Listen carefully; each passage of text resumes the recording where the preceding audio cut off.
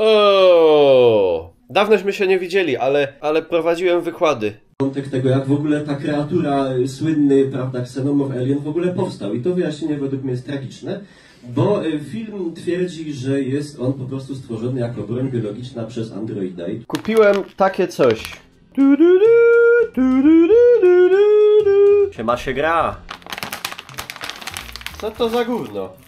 Nie garb się, jest pajączek. POV pranie.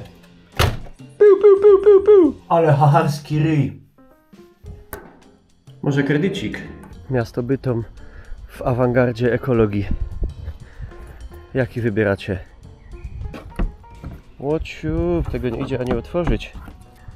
No to goodbye hasiosznupki.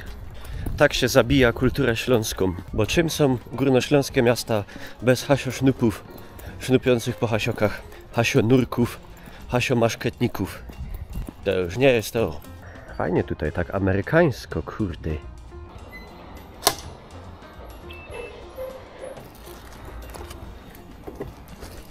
Jakieś takie te koło pieronie rozlajerowane te.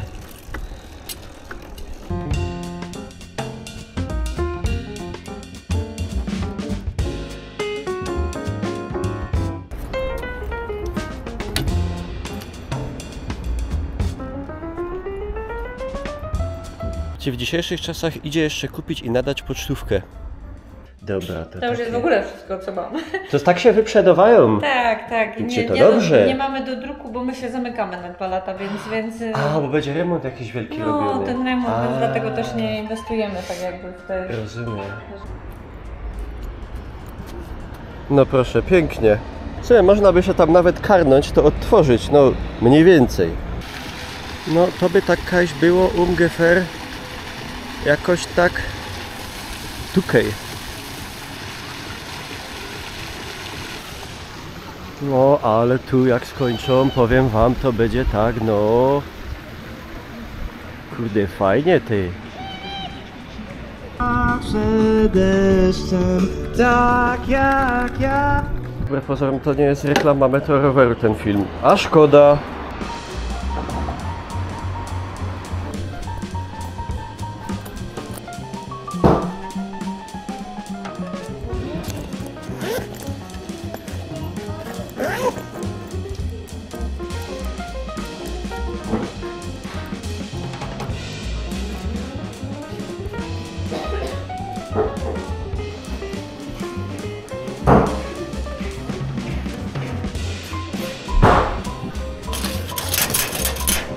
Że Poczta Polska jeszcze w ogóle istnieje, to i tak jest szok.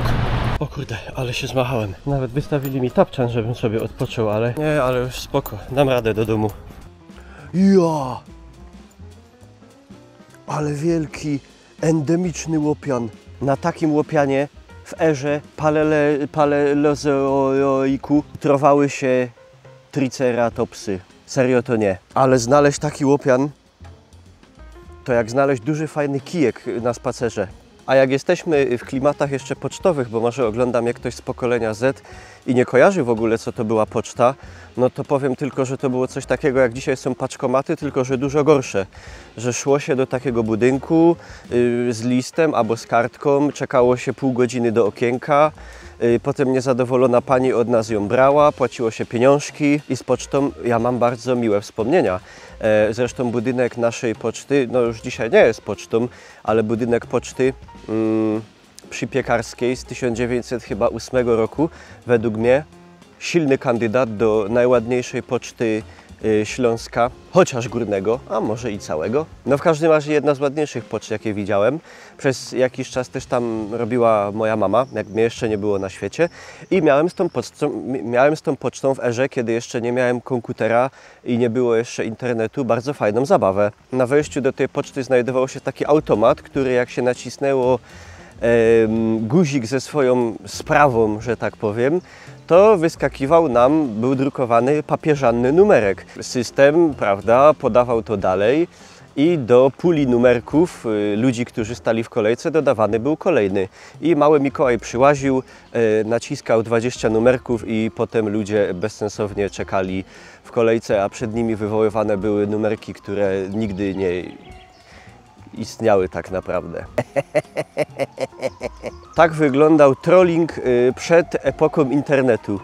W ogóle widzę, że przez przypadek zaszedłem do budynku dawnej oczyszczalni ścieków.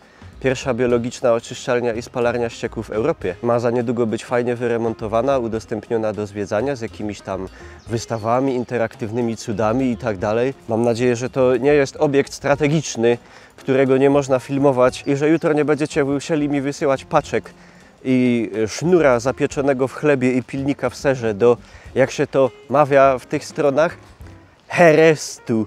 Jeszcze taka ciekawostka mi przypadkowo wyskoczyła na necie, że we Wrocławiu na rynku stał, jak w wielu miastach dawnych Prus, wielki konny pomnik Fryderyka Wielkiego. Friedrich der Große, tak zwany Stary Fryc.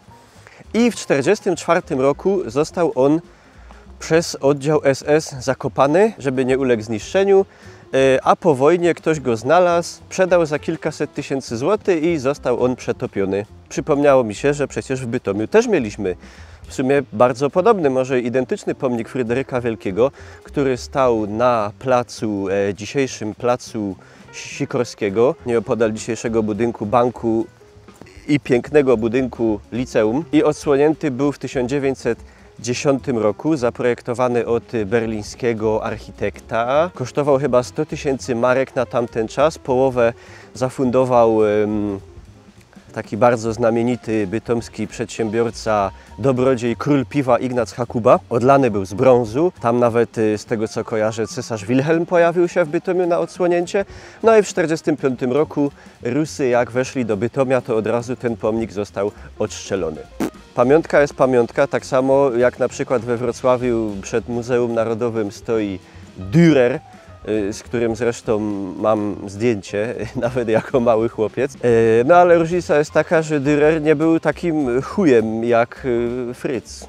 Już nawet pomijam fakt, no jakby patrzeć z perspektywy Polski i Polaków, no to był to kawał zbója, bo inicjował rozbiory. Polaków generalnie nie cierpiał i uważał ich za jakiś taki zacofany, niecywilizowany ludek, coś w stylu białych kolonizatorów Dzikiego Zachodu w stosunku do Indian. No i mocno się przyczynił do rozpadu, rozbioru Rzeczpospolitej i gnębienia Polaków na wszelkich jakby frontach. Ale powiem Wam, że z perspektywy Śląska Górnego to też nie był jakiś fajny gość. We wojnach śląskich oczywiście zapierdolił Śląsk Austriakom. No i ja wiem, że to za pruskich czasów i potem niemieckich ten Śląsk, zwłaszcza górny, najbardziej się rozwinął w takie jedno z przemysłowych centrów Europy, tylko że prawda jest taka, że jak Fryderyk się o ten Śląsk z Austriakami bił, to w ogóle chciał tylko Śląsk Dolny, bo górny uważał za niedorozwinięty, jak to Niemcy go dają, unterentwickelt. Nic tutaj wtedy za bardzo, w tym XVIII wieku, no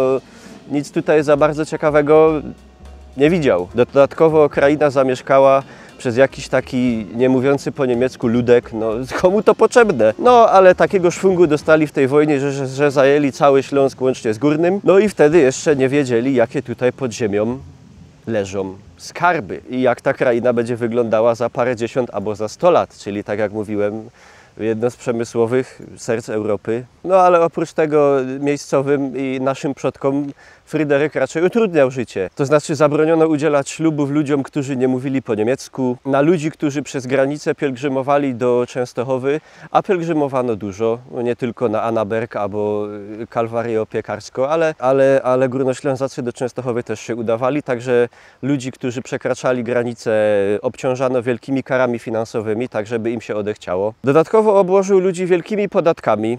Także masowe były, uwaga ku zaskoczeniu, ucieczki. Nawet do Królestwa Polskiego. Instalował ogromną na całym Śląsku armię. Zrobił powszechny, przymusowy pobór, dzięki któremu ludzie znowu zaczęli uciekać ze Śląska.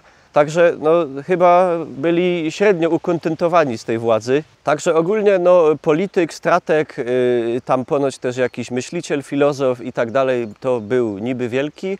Ale z naszej perspektywy to chyba wielkiego szału nie było. Także ja bym tam odstrzelonego pomnika jakoś mega nie żałował. Co prawda potem w miejscu tego pomnika postawiono warszawską Syrenkę. No ta to chyba miała z Bytomiem i Śląskiem jeszcze mniej wspólnego. No ale tymczasem ode mnie to tyle. To taki krótki tylko filmik, żeby dać znać, że żyję.